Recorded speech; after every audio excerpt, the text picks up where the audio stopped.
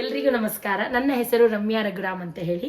ನಾನು ನಿಮ್ಮ ಇವತ್ತು ಪಾಕ ಪೌರ್ಣಿಮೆಯಲ್ಲಿ ಸಿಹಿ ಅಪ್ಪೆ, ಇದು ನೈವೇದ್ಯದ ಖಾದ್ಯ.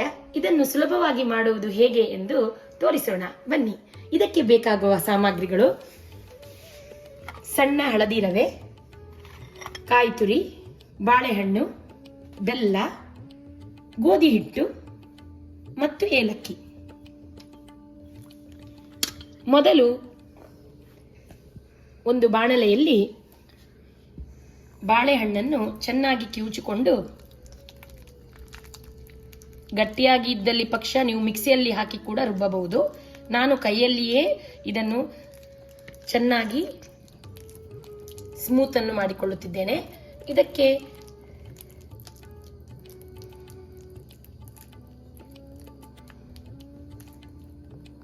ಮಿಕ್ಸಿಯ ಜಾರನ್ನು ತೆಗೆದುಕೊಂಡು ಅದರಲ್ಲಿ ಬೆಲ್ಲ 1/4 ಭಾಗ, ಕಿವುಚಿಕೊಂಡ ಬಾಳೆಹಣ್ಣು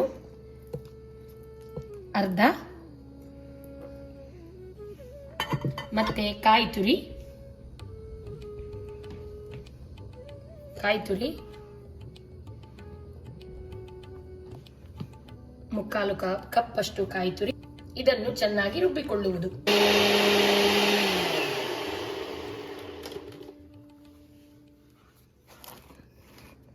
ಮಿಕ್ಸಿ ಆದ ನಂತರ ಇದನ್ನು ಚೆನ್ನಾಗಿ ಒಂದು ಪಾತ್ರೆಯಲ್ಲಿ ಹಾಕಿಕೊಳ್ಳುವುದು.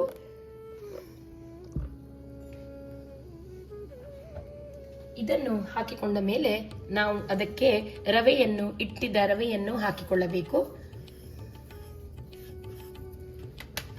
ಮತ್ತೆ ಗೋಧಿ ಹಿಟ್ಟನ್ನು ಚೆನ್ನಾಗಿ ಹಾಕಿಕೊಳ್ಳಬೇಕು. 1 ಕಪ್ 1/4 ಕಪ್, ನಿಮಗೆ ಎಷ್ಟು ಬೇಕು ಅಷ್ಟು ಅಳತೆಯಲ್ಲಿ ಹಾಕಿಕೊಳ್ಳಬೇಕು ಮತ್ತು ಚೆನ್ನಾಗಿ ಕಲಿಸಬೇಕು. ನಮಗೆ ಎಷ್ಟು ಹದ ಬೇಕು, ಒಂದು ಹಿಟ್ಟಿನ ಹದ ಅಂದರೆ ನೀವು ಉದ್ದಿನ ಹಿಟ್ಟು ಮತ್ತೆ ದೋಸೆ ಹಿಟ್ಟನ್ನು ಯಾವ ಹದದಲ್ಲಿ ಮಾಡುತ್ತೀರಾ ಆ ಹದದಲ್ಲಿ ಹಿಟ್ಟನ್ನು ನಾವು ತಯಾರಿಸಿಕೊಳ್ಳಬೇಕು. ಇದು ತುಂಬಾ ತೆಳುವಲ್ಲ, ತುಂಬಾ ಗಟ್ಟಿಯೂ ಅಲ್ಲ, ಮಧ್ಯದ ಅಂತರದಲ್ಲಿ ನಾವು ಮಾಡಬೇಕು. ಇದಕ್ಕೆ ನಾವು ಚಿಟಗೆ ಏಲಕ್ಕಿಯನ್ನು ಹಾಕಬೇಕು.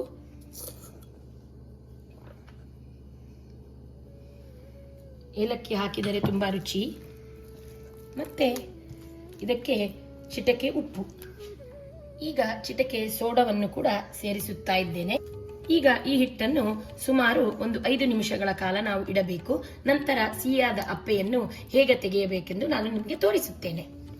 ಈ ಬೆಣ್ಣೆ ಹಾಕಿದ ಕಾವಲಿಯಲ್ಲಿ ನಾವು ಈಗ ಅಪ್ಪೆಯನ್ನು ತೆಗೆಯೋಣ. ಇದಕ್ಕೆ ಬೆಣ್ಣೆ ಅಥವಾ ತುಪ್ಪವನ್ನು ಕೂಡ ನೀವು ಸವರಬಹುದು.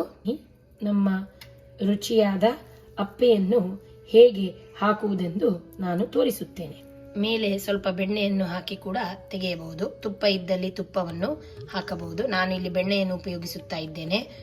5 ನಿಮಿಷದ ನಂತರ ಮತ್ತೆ ಮಗುಚಿ ಹಾಕಬೇಕು. ತೋರಿಸ್ತೇನೆ. ಈಗ ಚೆನ್ನಾಗಿ ತಿರುವಿ ಹಾಕುತ್ತೇನೆ.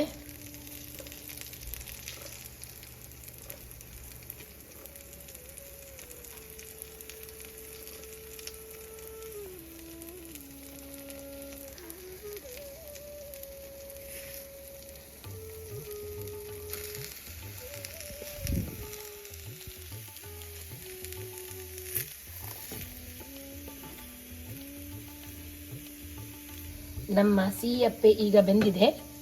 ಈಗ ಪ್ಲೇಟಿಂಗ್ ಮಾಡುವ ಸಮಯ. ನಿಮ್ಮ ಎಲ್ಲರ ಸಿಹಿಯಾದ ರುಚಿಕರವಾದ ನೈವೇದ್ಯದ ಸಿಹಿ ಅಪ್ಪ